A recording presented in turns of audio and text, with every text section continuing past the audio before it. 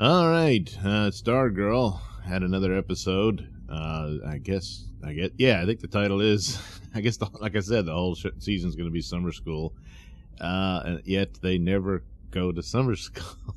Well, this time they kind of, sort of do. Especially the kid who's the new Iron Man. I keep doing that. Our Man. He passes the test that got him into summer school, I think. So I'm kind of, is he done? I don't know. Anyway, but there's, I guess, some tryouts for football that plays an important role in this episode. And this is one of the things where, yeah, there's a tinge of wokeness in here. So remember the sportsman and his wife, the tigress, who, in the comics was the original Huntress, but, Huntress is pretty much the name of Batman's daughter and or alternate reality. What's her name? I forget. Helen or something. Who was like a gangster's daughter and becomes a vigilante or something like that. Anyway, for all intents and purposes, she's the Huntress now.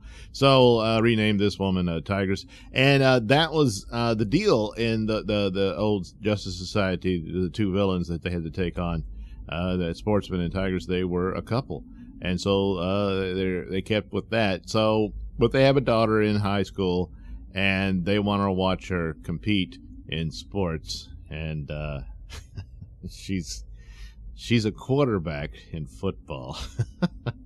Yeah.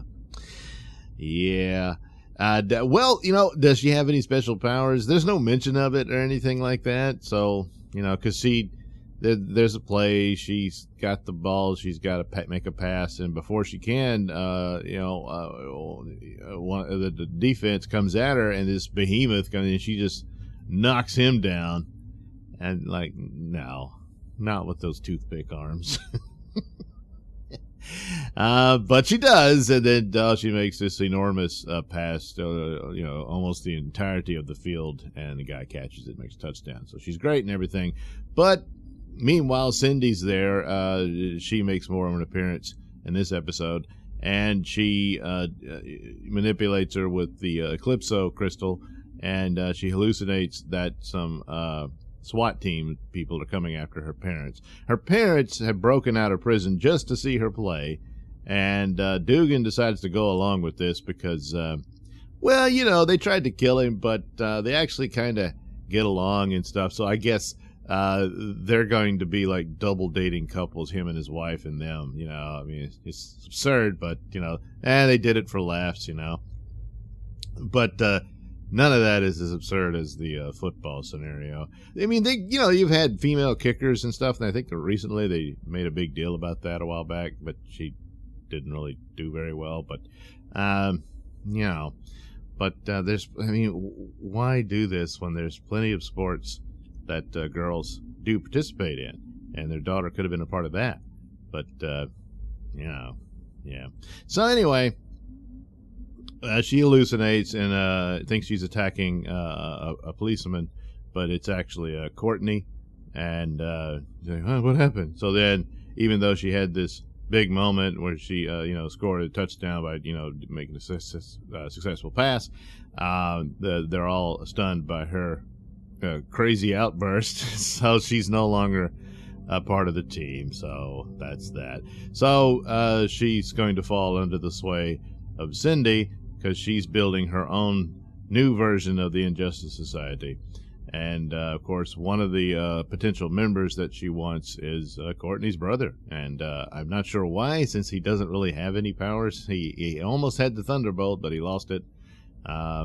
So, I don't know, maybe they'll figure something else out for him for whatever reason. I guess she just wants to bring him on the team, just stick it to Courtney, So, and then Courtney has an interesting encounter with the Shade, which, as I thought was a setup, is that he admits he just wants to get rid of the Eclipso crystal.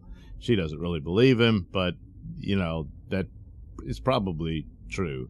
And then he kept hinting at nobody knew what really happened to Dr. Midnight, and then we get the revelation that Dr. Midnight is still alive. He's trapped in the dark dimension You know, I am not too up on Shade, but I guess that's like the source of his powers and stuff like that.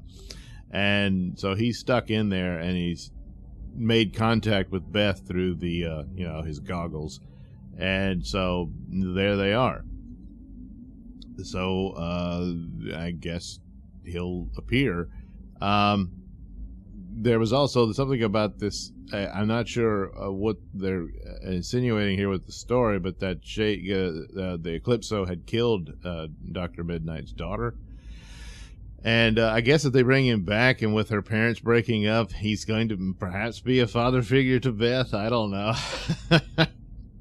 But also, it's like apparently Shade was taken aback by this. And so he wants to get rid of the Eclipso. And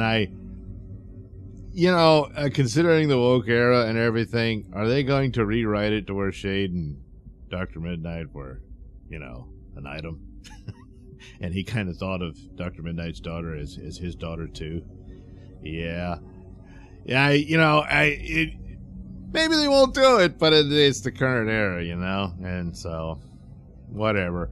But since it's not based in any of the stories, as far as I know, unless they rewrote that in the JSA series and I just didn't catch it, but I don't recall that.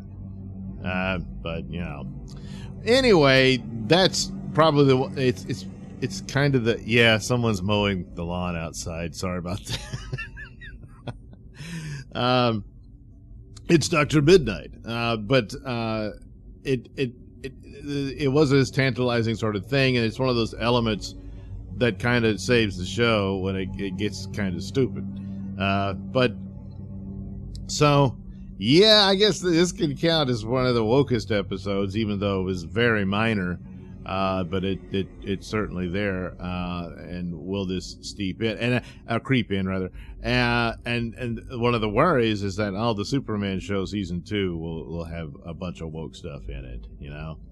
I don't know. I mean, the comics are apparently going to make Superman's son gay, and so, which is what I expected they were going to do in the Superman and Lois show, but they didn't.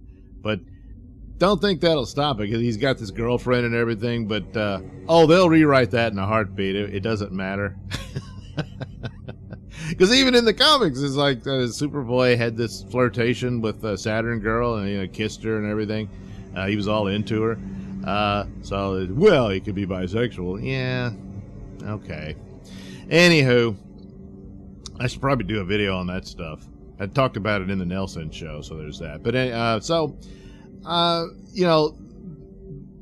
there was some good elements in it, but it was kind of like, oh, come on, you could have had her play, basketball or something, or softball, but no. So it's, it was stupid. Meanwhile, the mystery continues for the what's his name, Our Man, because he's tracking Solomon Grundy. People think he's saying he's gonna feed his dog, but he orders up, 15 hamburgers. It's a big dog. But anywho, so that's all I got. You can check it out yourself. But yeah, I thought that was kind of a bad sign. Maybe it was just that, and we'll move on as far as the football thing. But time will tell. Thanks for watching and listening. Say, while you're still here, why not like and subscribe and share with your many friends? Yes. Also, check out my mini stores in the link description below. Yes, where you can get t-shirts, hats, mugs, all those goodies with my artwork on them. Oh, yeah. And head over to indieplanet.com and pick up a copy of my comic book, Night Night. Oh, yeah. You can also catch me at my podcast, Mr. Nailsin Show, on RadioMisfits.com. And you can also watch my videos on BitChute.com and now on Rumble.com. Oh, my goodness. So many places to watch me and my stuff. Oh, yeah. And if that's not enough for you, well, you can follow me on many social media platforms and say hi to your old pal, Mr. Nailsin.